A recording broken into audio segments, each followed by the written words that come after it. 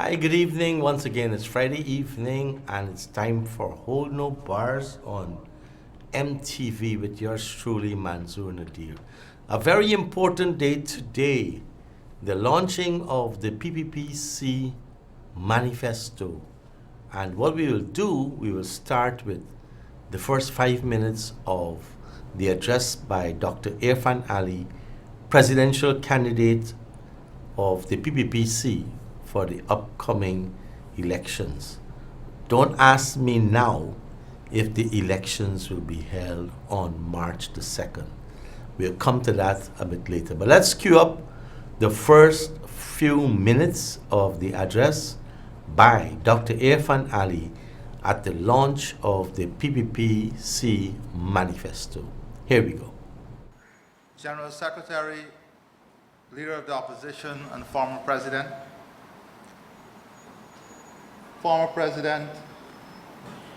Comrade Samuel Hines, distinguished members of the leadership of the People's Progressive Party Civic, distinguished members of the media, good afternoon. It gives me great pleasure this afternoon to outline in a brief way this plan, this vision to ensure we bring prosperity to every single Guyanese as we move our country forward together. Like Comrade Gale would have said, this process was quite different from what we are historically accustomed to. The process was inclusive.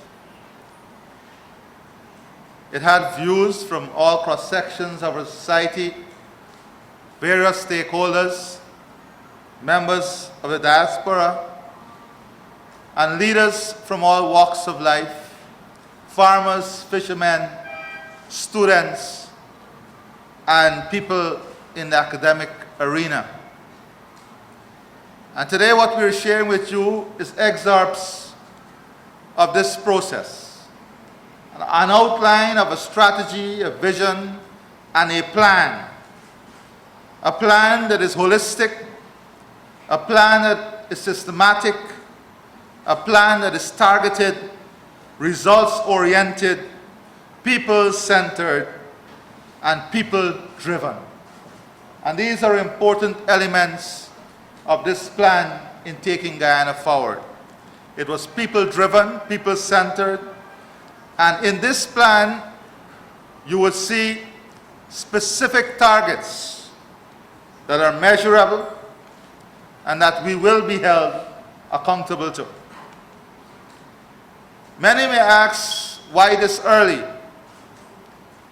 Some political parties are accustomed to presenting their manifesto or excerpts from the manifesto a week before the elections. But we believe we have a moral responsibility to every single Guyanese to demonstrate to them an agenda, a vision, and a plan through which we seek their support in taking our country forward. We believe that those plans must stand the test of scrutiny. And that is why we want this document to be in the hands of every single household so that you can examine it, you can question it, and you can seek clarification from us where it is necessary that you need those clarifications. And this is important because we hold very closely and dearly the promises we make in our manifesto. We believe that the manifesto is a contract we have with the population, and we must be able to fulfill our contractual obligation in the manifesto as we seek the votes of our population. So as I said, this plan is geared towards bringing prosperity. Prosperity at the individual level, at the level of the family, at the level of the community, nationally, and important, very important, that prosperity must be done in a sustainable manner so that future generations of Guyanese would also benefit from the prosperity we have today. And some may ask about our theme, Stronger Together for a Better Guyana. When we say stronger, we're talking about a stronger economy, stronger communities, a stronger political system, and stronger social justice. When we say that we need to come together in a stronger way to achieve these better aspects of life, that together we are talking about is integration, it is involvement, it is ownership, it is coming together of ideas, mindset, vision, and people that will bring us the aspirations and the results we want in this plan. And all of this would help us to achieve a better Guyana for every single Guyanese. And on this note, let me make it very clear that this is a manifesto for every single Guyanese. And I want to make an appeal as the presidential candidate of the People's Progressive Party Civic, especially to those who may not have historically supported us, to those who may not have supported us in the last elections, to at least give us an opportunity to be heard, to at least give us an opportunity through this document to reach into your hearts, to reach into your homes, and so that you can analyze the plans we have, so that you can make a more conscious decision, so that you can make a more informed decision, so that you can make a decision that you'll be proud of in the future and you'll be proud of to be associated with. So I just want to let even those Guyanese who did not support us in the past to understand that this is a platform for all Guyanese. This is a platform to creating a national strategy that would enhance the lives of every single Guyanese. Because after March the 2nd, the People's Progressive Party civic government will and must govern in the interest of every single Guyanese. Whether you supported us or not, we want you to understand and be comfortable that this is a party that would hold dear your interests, that would hold in a sacred manner your aspirations. Because as a government, we want to fulfill the aspirations of every single Guyanese, and that is what we'll commit to you, and that is what we're committing to you in this document. Great. That was the presidential candidate of the People's Progressive Party Civic, Dr. Irfan Ali, introducing the manifesto of the PPPC, the plan for prosperity for all Guyanese. And tonight, we can talk about that. What is going to happen? What Dr. Ali has said. The presidential candidate of the PPPC for the March 2nd, 2020 elections has said that, look, we on March 2nd will be a government for all Guyanese. That this plan that we have developed has come out of consultations, wide-ranging consultations from all sectors of society. Hundreds of people converged on the east bank of the Amara months ago and developed or had inputs into this plan. Persons submitted by email, certain persons submitted by WhatsApp, and a lot of ideas came into the formulation of the PPPC plans for the upcoming elections. Just as I was about to come here, I saw Joseph Harman said that it's a plan for poverty. Well, today I met two persons. They were not traditional supporters of the PPPC. And the first one said to me, I was in a particular institution, government institution, and he waited on me until I left the formal offices. And he said to me, look, I wanted to meet one of you from the PBPC. And Mr. Nadir, I'm glad it's you. And I want to work for you. And not only me, two other members.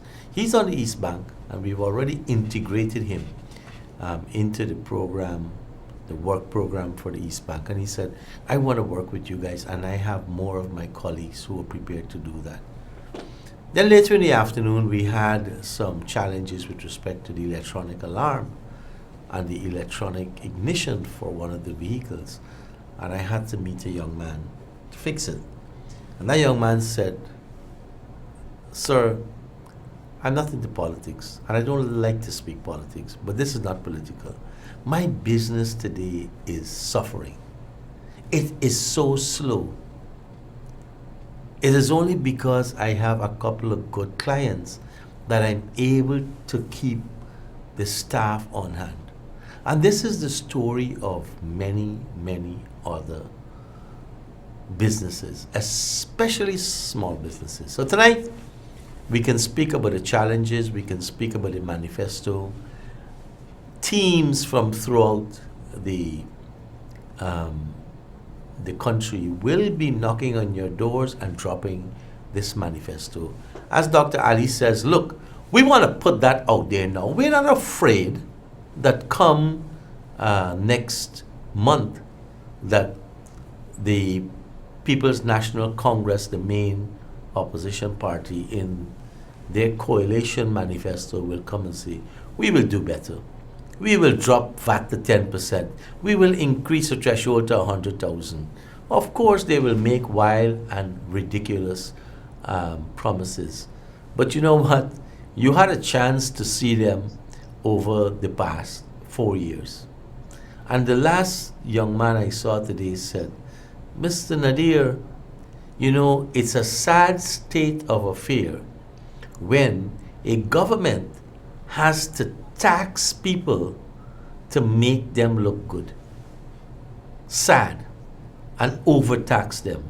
And this is one of the main planks of the Plan for Prosperity, the manifesto of the PBPC coming into the elections. We could talk about a number of things tonight. We could speak about, come 2 days from today, would Mr. Granger formally dissolve Parliament? We've seen Mr. Harman saying that we can't dissolve Parliament. We're waiting on GCOM. Now, what the nuts does the government of the day, the person holding the presidential office position, needs GCOM input into dissolving Parliament? What the nuts is that? GCOM chairman, Justice Claudette Singh, has already said that we are going to be ready for a February elections. And as far as I know, she hasn't changed her mouth. Neither has the Secretariat of GCOM given any new advice to her that they're not ready. Neither has the Commission. The three government and the three opposition, along with the Justice Singh, said differently. So what is Mr. Harman speaking about? That they're waiting on GCOM? I never knew that this constitution speaks about GCOM deciding on when Parliament will be dissolved. The dissolution of Parliament is the prerogative of the person who holds the chair as president, or the National Assembly if a vote of no confidence is successful, or if a vote of confidence is defeated. I don't know what Joe Harman is speaking about. And of course, his comment about the road to poverty. Well, we're going to speak a lot about the performance, especially the economic performance of the government in the ensuing days of the campaign. But we are going to be firmly fixed now on the excuses that David Arthur Granger will want to make come December the 2nd, should we not get a public pronouncement that Parliament has been officially dissolved? That 3 months time frame is necessary because a number of things kick in and depend on each other. So we're going to have to get that dissolution. If we don't get that dissolution, I'm not optimistic that we will have a good Christmas.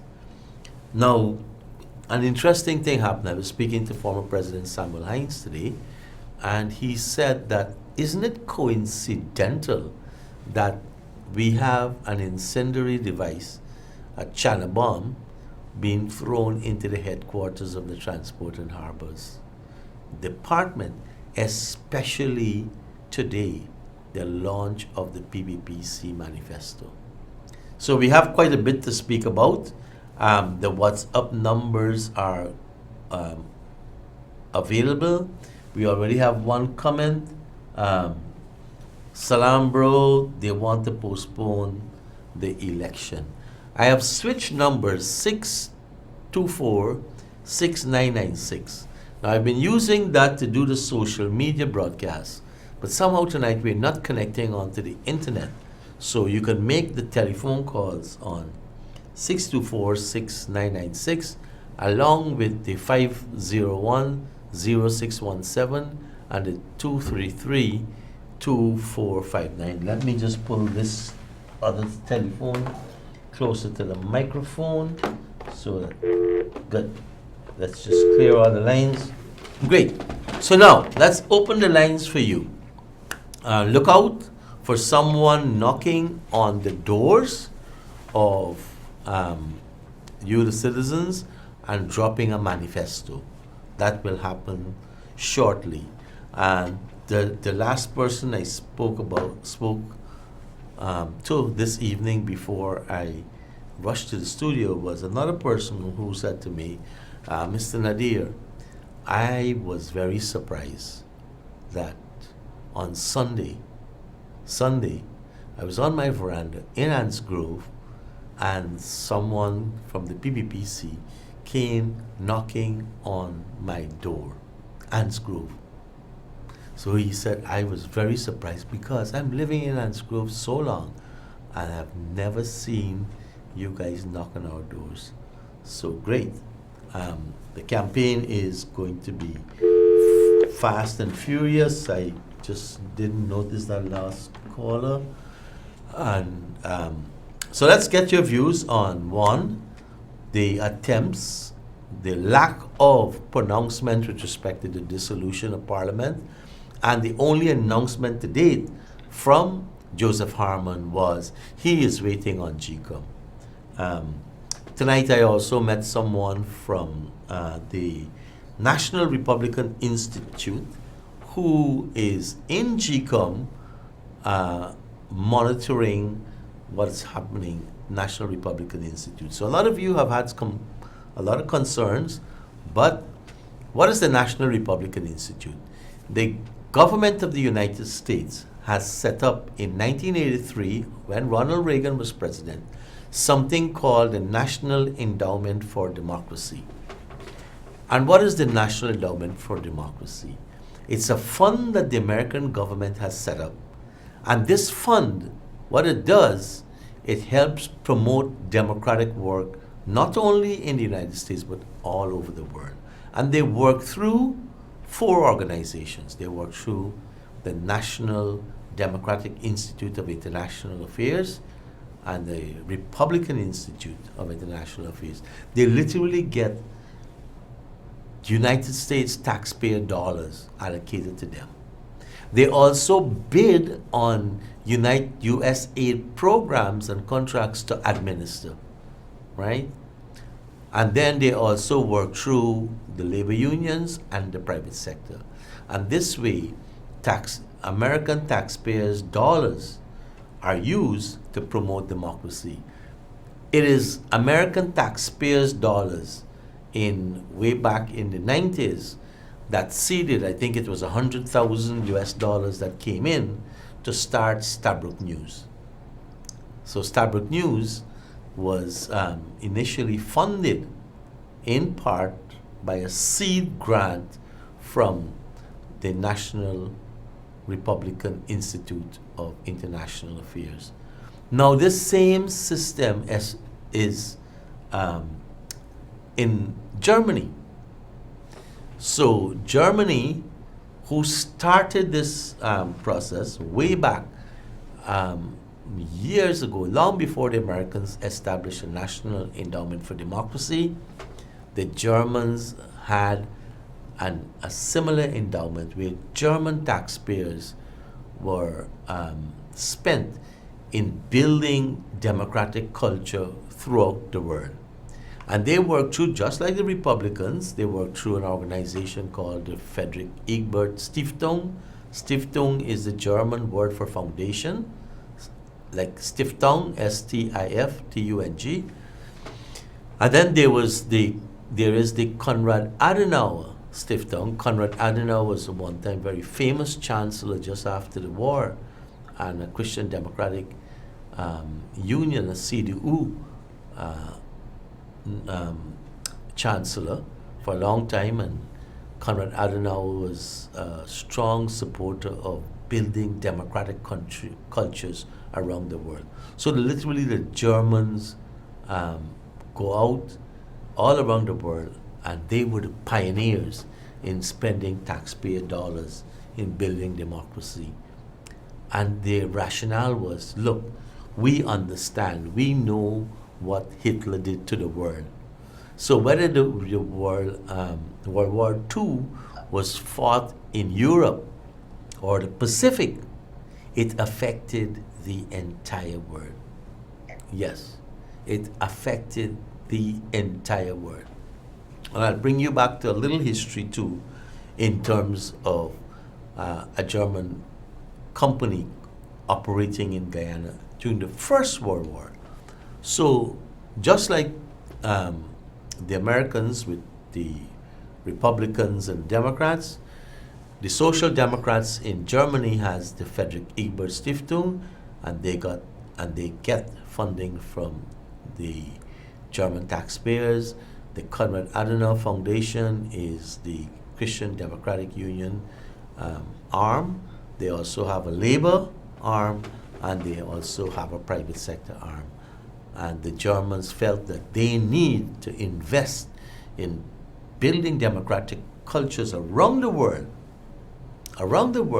not only in Germany and in Europe, but around the world, so that another Hitler would not rise up. People will be so customized to democracy, right?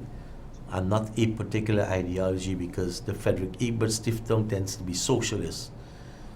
The Konrad Adenauer Stiftung tends to be right of center, Christian democratic values. Good.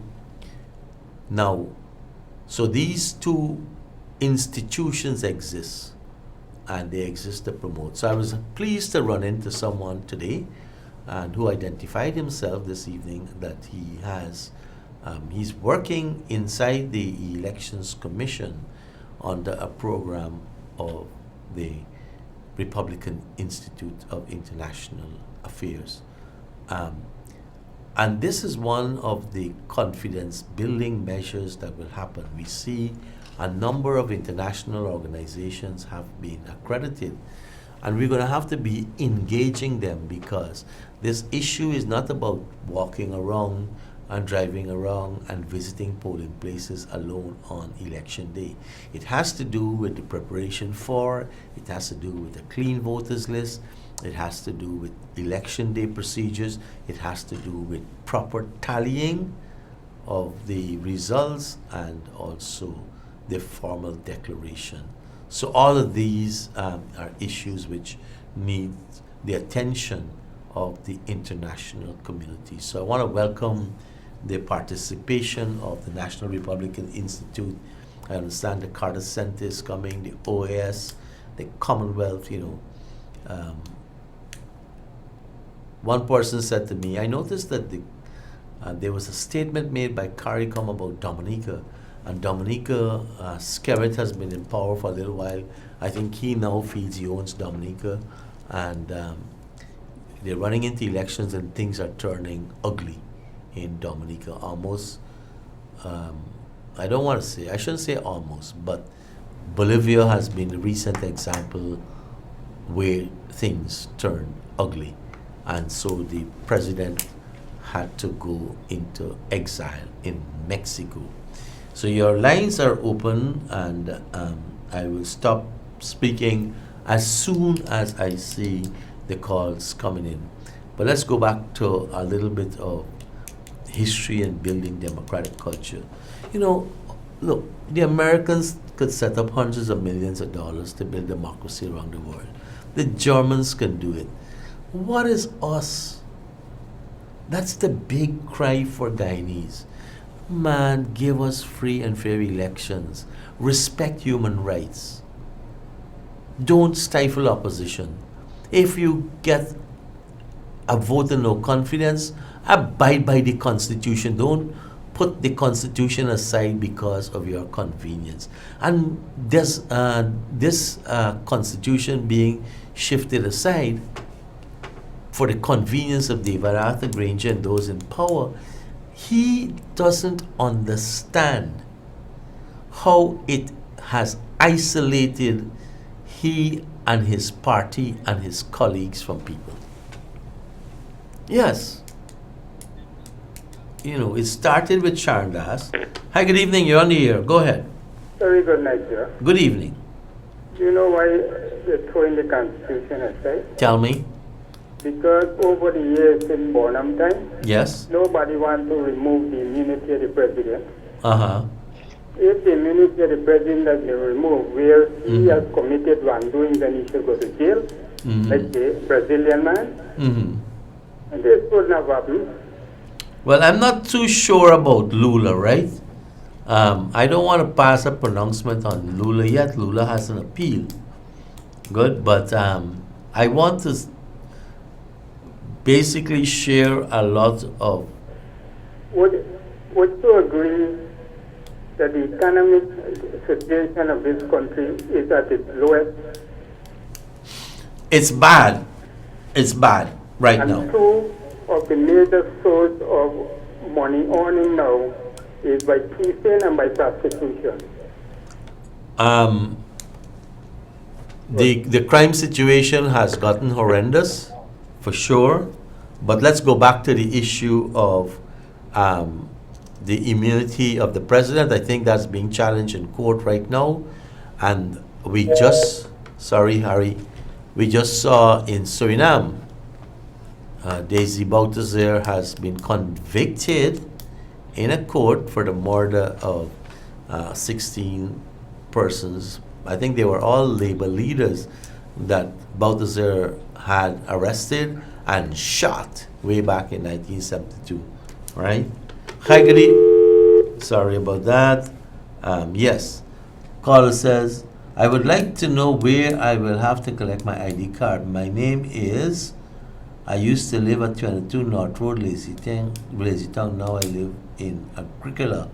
I want to believe your card, the person who just sent, would be at Prime Time Building on Church Street. Good? Prime Time Building on Church Street. Hi, good evening. You're on the air.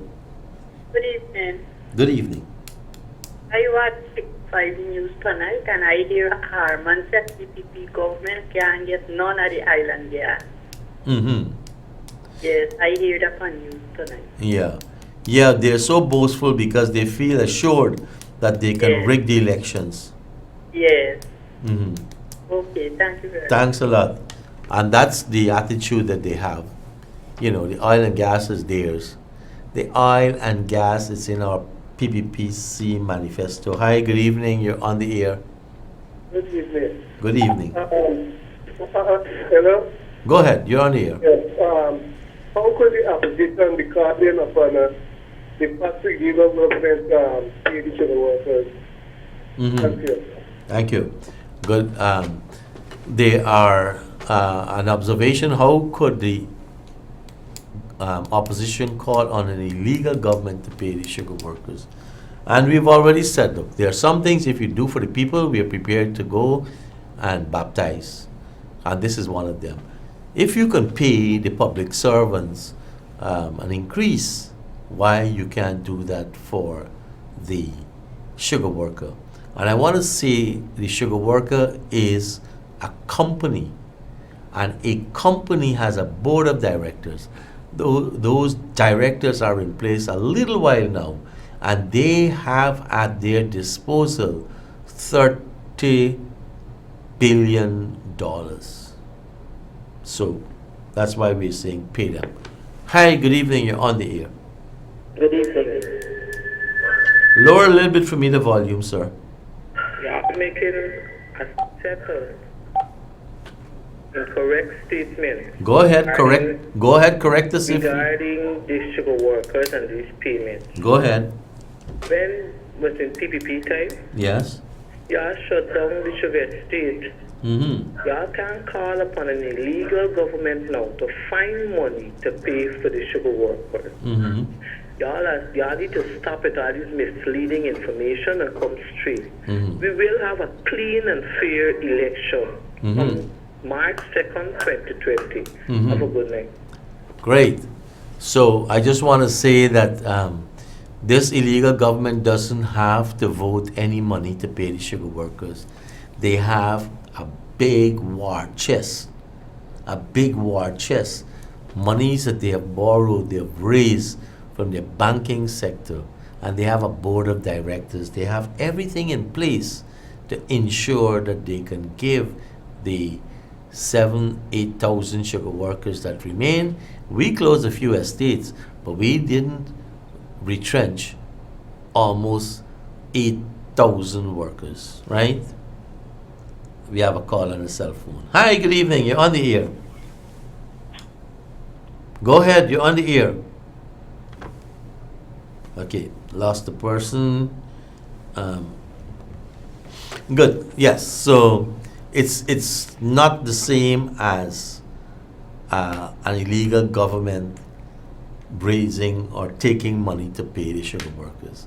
It's a case where the company Gaisuco has a board, and that board has billions of dollars locked down, which we're paying interest on, and most likely is the taxpayers' dollars that's funding that interest, and we can at least give our sugar workers something extra. Good? So yes, lines are open again. We have just exhausted about 30 minutes of the program and have about 25 minutes remaining. Caller coming through on the cell phone. Hi, good evening, you're on the air. Mr. Nadir, Mr. Granger should remember what God did to Pharaoh. Thank you. Okay. The Bible is being invoked, David Arthur Granger, with Pharaoh and what God did to Pharaoh. But you know what, David Arthur Granger, I've been saying over and over again, not only in this program and other programs, that you're suffering everybody. Hi, good evening. Go ahead. You're on the... Good evening. Concerned you are from Georgetown. Daytime. Obviously by Bounty, by Monshore, by Big Market, by the East Coast Watch Park. I decided by Monshore got 4 men from 8 to 5 o'clock. This man got a chick board. And in the pay, we got truck selling juice.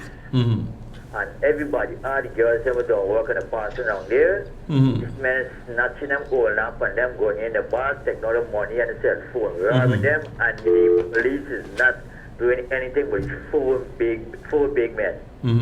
Robbing everybody passing around there. We have a new A Division commando.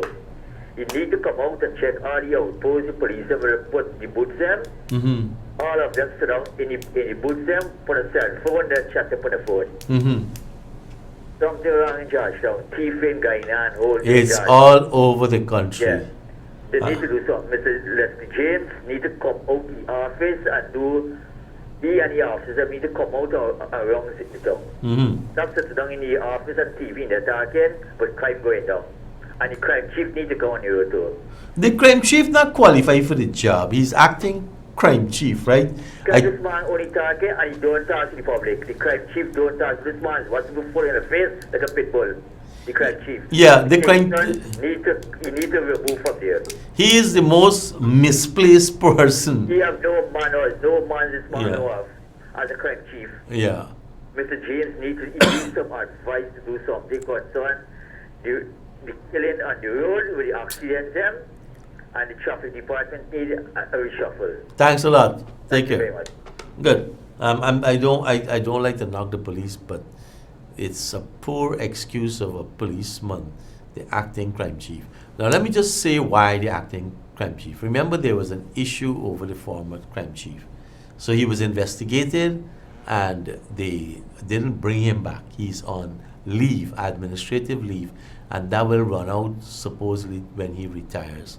And so they can't formally appoint somebody because there is someone substantively holding the position as crime chief.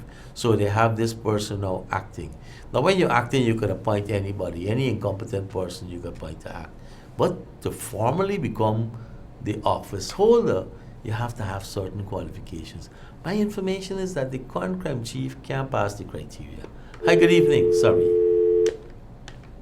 Okay, I just cut that person off accidentally. Good. So yes, we have dealt with crime. We've dealt when they published the statistics to show that there was a minus 2.5% decrease in crime. Hi, good evening. You're on the air. Go ahead. Hello. Good evening. You know, the PPP got all this crime happening in this country. Why didn't they do the national service? Mm-hmm. The men, if they had been disciplined, they can be going out with these things. Mm-hmm. They're the cause that have all this crime in this country. So the fault is because the PPP disbanded the national service? Yes. Okay. It's a good observation. I haven't tested that, so I can't argue with you. Right. Thanks a lot for the comment. Great. So one caller says it's the PPP fault because we removed national service, which used to impart discipline on people. That is why we have all this crime today. Thanks a lot. Okay. Good. So the lines are clear again. Let me just check the WhatsApp messages. That's clear also. And we're talking about a couple of things that will come up. We're looking forward to December the 2nd, when Parliament should be dissolved. On the other hand, Joseph Harman, the mouthpiece of the People's National Congress Reform, the coalition, has said that they're waiting on GCOM. I never knew, right there. I'm in politics a long time. I'm in politics since 1980. I passed through every president this country had while in politics. Burnham and all others. I wasn't in politics when Arthur Chung was president. Let me just check this. Okay, good. Right? I was still in school, but not in politics when Arthur Chung was president. So, I've been around a long time, and I have not ever heard the excuse that to dissolve Parliament, to have an elections, we're waiting on GCOM. We've been waiting. The president has. Hi, good evening. You're on the air. Yeah, good night, sir. Good evening. Go ahead. Mr. Nadir. Tell me. Yeah. I would like to make a comment on this program. Go ahead. I have been trying for the longest while, but now get through. You got through. How these people can say that they were happening, that the economy is not down. You understand? The amount of lives that are they blind? All the business people are complaining. You understand? And these people are saying only them see how the economy is being up or what the case may be. And the business people are not seeing that. And furthermore, let me tell you something. They were rightfully, as you said, that they were happening. They are setting an order. All this prolonged thing where you see them there on here, they are setting an order to rig this election. You understand? That's my contribution, my brother. And here what happened, I would like to congratulate you on the good job that you're doing. Thank you. And keep up doing what you're doing. Thank you, sir. You understand? We need a change right now. Great. Thanks for your comments. Okay, so we have another message coming through here. It says, good evening, sir. Would you support a presidential debate? I do support a presidential debate, right? And let's look at it. You're gonna have to decide whether it's a debate with all the parties that will contest the elections, and not every party that puts up a list will have a presidential candidate. I'll deal with that after this call. Hi, good evening. You're on the air. Hi, good night. Good evening. Yeah, I call confession about now. If you care about the country, Yes. and you can't tell the businessman to don't do business or tell people don't do business. You don't care with people. Mm-hmm. While I'm a president by judge, you tell people don't do business. Mm-hmm. If business is doing, why should we row? That's what you say the business people crying. Why the business people crying? If you telling people don't do business, you people which is the PVP, the EP and you, everybody will suffer. Now you telling people don't do business. You don't care for it. You gotta care for the people. Okay, I just start concepting. Okay. This government coming cocoa right now, you could land a plane down here. That's what the government is. Government doing work all over this country. Good. So the Bible says you got stuff for me to come out today. You got to feel the squeeze before you go forget that night. Nice.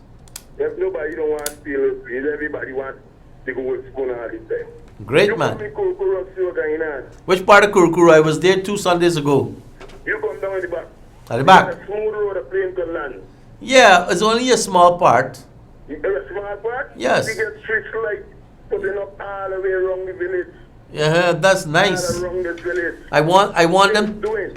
Yeah, I want them to do that throughout the whole country.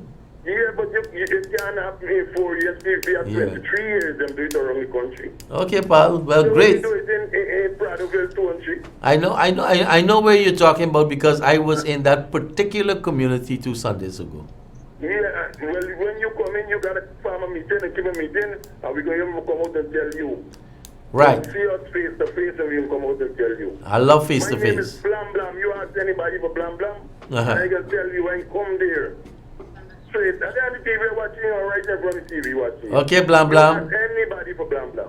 Okay, Blam Blam, you take care, and we're definitely going to be back, and would love to have an engagement with you. Yeah, no problem, sir. Blam Blam. Have a nice night. Blam Blam, take care. Yes, sir, yeah. Okay, that was Blam Blam from Kurukuru. Yeah, I was in there 2 Sundays ago, and it's a nice road for a few people. Hi, good evening. You're on Hi, the Mr. Nadir. Go ahead. How are you going on tonight? Excellent. All right. I think the man really named Blind Blind. Most song like Blind Blind he named. You know, but everybody got to see what they want to see, and people go see what they want to see, right? But these people that talking and apologizing for the government, they must allow other people to express themselves and accept it. Yeah. That's like how they accept. People got to accept what they're saying, or what they're saying. They must accept what people saying and seeing it also, and it must be a problem. Right. Right? Anyway,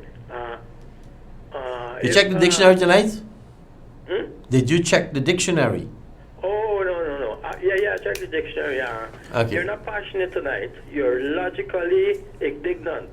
Yeah, or logical indignation. Okay, next week I'll be stoic. Huh? Next week I'll be stoic. Straight Yeah, face, yeah. poker face. All right, here, now let me carry on. Go ahead. I was reading this guy, Ron Sanders, commenting on the Bolivia situation. Right? Yeah. Bolivia got a situation, if you really look at it keenly, it is similar to the situation in Guyana. Yes. Right? It's just you got to tweak certain things around and things, but the things that he was calling for input in Bolivia for the organization American States to do, I never heard him or never seen him write concerning the situation in Guyana. right? He was calling for the 90 days election. Yeah. He was saying there's a de facto government and all these things. But there's something similar to Guyana. I never saw him write complain about the Guyana situation. You know the background of Sir Ron Saunders? No, let me finish. You better than you go talk. You know, this government, had it had a constitution where the president could have been impeached and charged and the ministers charged, do you think it was possible in a country like this for that to happen? You think so? It could be possible? And one more thing I got to say. The lady talked about Pharaoh, what God did to Pharaoh. Right? Let me explain what God did to Pharaoh. God hardened Pharaoh hard. Right? And he didn't destroy Pharaoh. It destroyed everything that Pharaoh had. So let us understand when you see these rulers hardened, it's not for the ruler's destruction, it's for the whole, all the flocks, all the farming, all their wealth, everything is going to be destroyed, and Pharaoh is going to be there. Right? So they got to understand now. And one more thing. When Mr. Lowenfield finishes summation, is there anywhere that the Madam Chairman is going to check to verify? Is there a verification process she has to carry out along with the commissioners to clarify if that summation Mr. Lowenfield is doing is correct, or is she just going to take his summation for granted? Well, I don't know the part. That's what I want to ask you. Okay, that's it. And these observers are coming, as you say, you met a German guy, right? No, I didn't met a German. I met someone from National Republican. I think he's American, but not German. Okay, but are they going to be in that aspect of the GCOM, in that thing, like when Mr. Lowenfield done his summation, is there people going to be privy to his summation before it goes to the commission? Excellent point, because I've made this point earlier this week on the radio program, and I'm saying that she has to get a team around her to be able to vet verification of his summation. Exactly. And what happens though is that his summation goes to the full commission, and everybody's supposed to get all these 2,500 statement the polls and go through and add up for themselves and so, right? That's supposed to happen. That was my concern. Is she going to take Mr. Lowenfield's summation? Well, that is the big fear among that's the big fear among people, that because the chairman has been operating like this.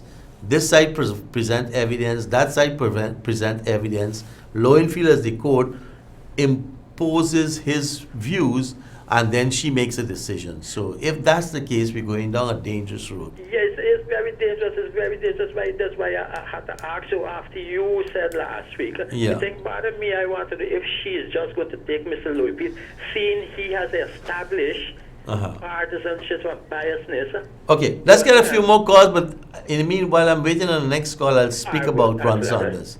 Yeah, Ron Saunders, like CARICOM, has been an apology for a person.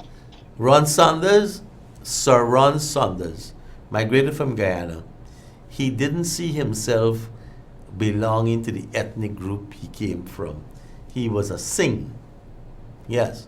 See all this bleaching he did, and he shaved his hair so that people wouldn't see if his hair is straight or curly. He thought himself white, Ron Saunders. He shaved his hair, right?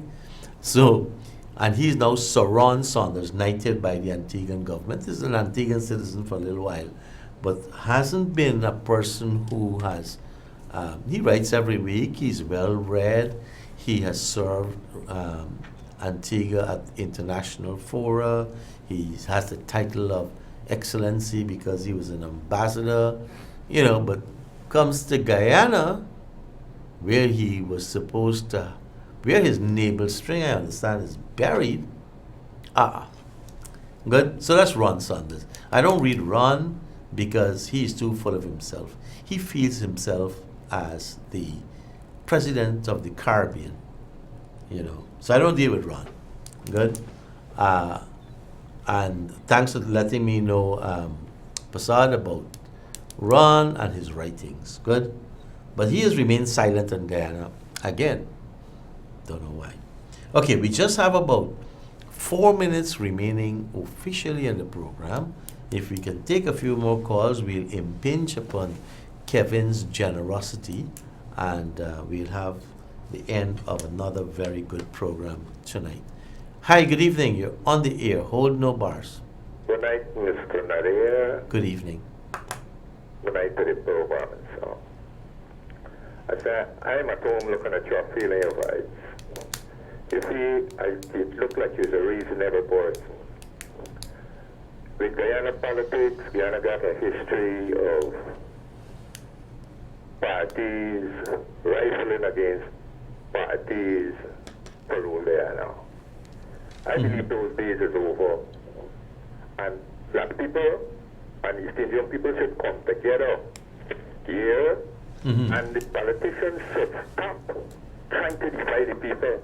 You all should come together as one, and from beside Mr. Granger's standpoint, he's willing to include PPP. But where I am standing, I see that the PPP desire to have a winner take all. And from what happened in the 23 years, you are talking about Granger and these 4 years. It's just 4 years. If you're a reasonable person, it's just 4 years. You understand? And there is many things was to be done in the 23 years that it wasn't done. And Granger come on for these 4 years, he has done a lot. He has done a lot. And if you're in the opposition desires for Guyana to go forward, y'all should put aside your pride and your thing and come together with Granger, and y'all come together and find a way to bring this country together and move this country forward. Not one party fighting for capture the thing. That is not it.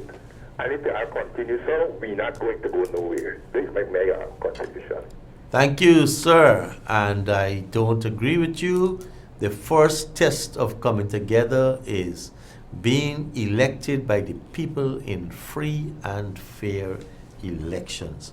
Hi, good evening. You're on the air. Nadir. Go ahead. After just talking, let me tell you the contributions or the development progress or the progress that we made in the last, you could say 5 years now, under Granger.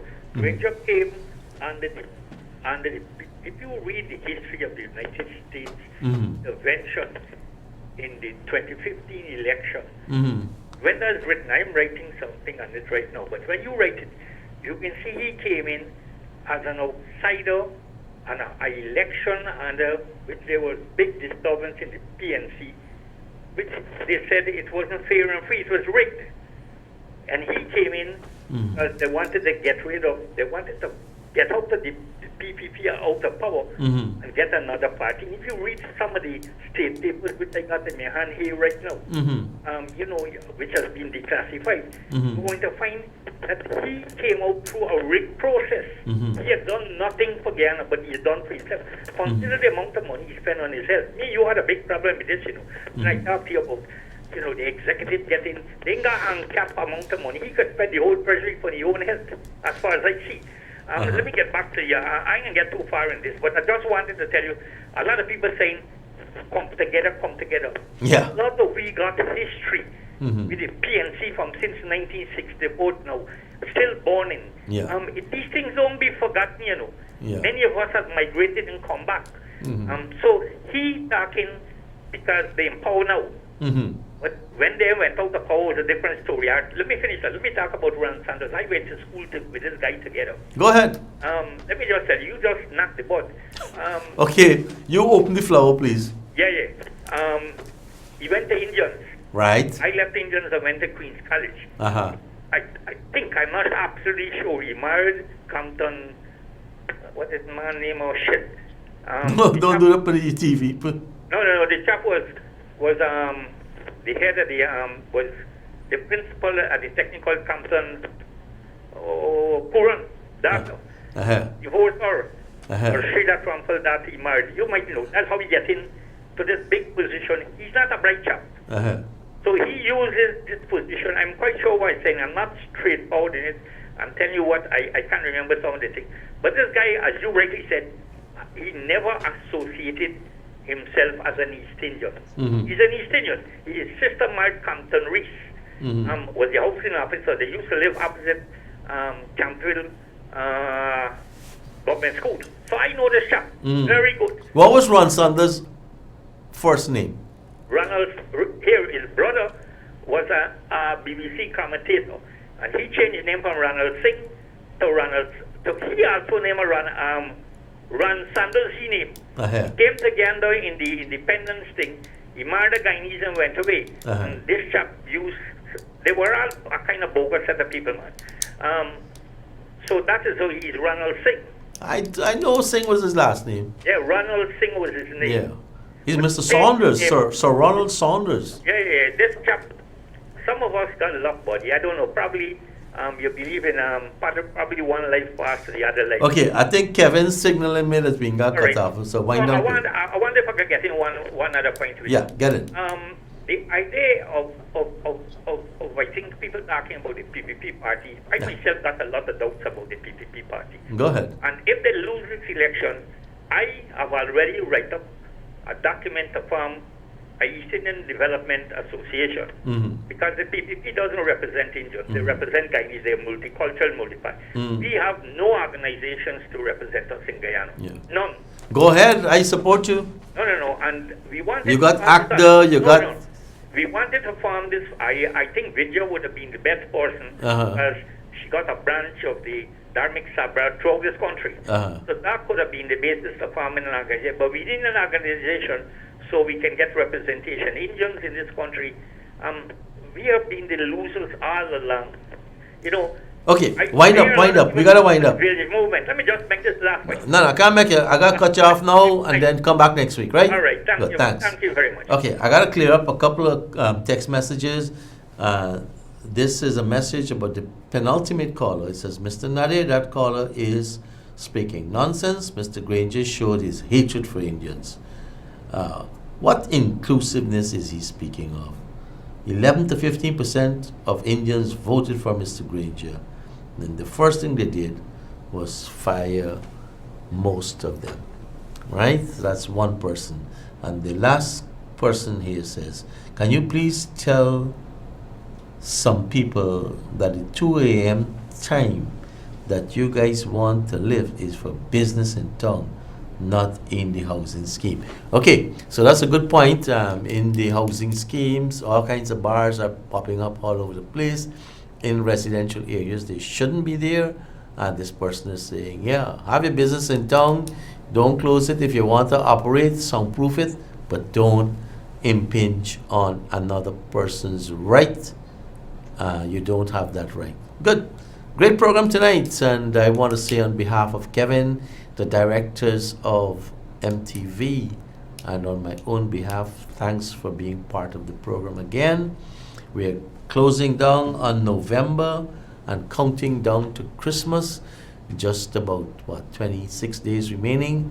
And more particularly, we're counting down to December the 2nd, 2 days from now, when we trust that David Arthur Granger will see the wisdom in keeping Guyana in the fold of democratic countries, dissolve Parliament and proclaim March the 2nd. So again, thanks for being part of the program, and from all of us, you have a great rest of this evening. Good night.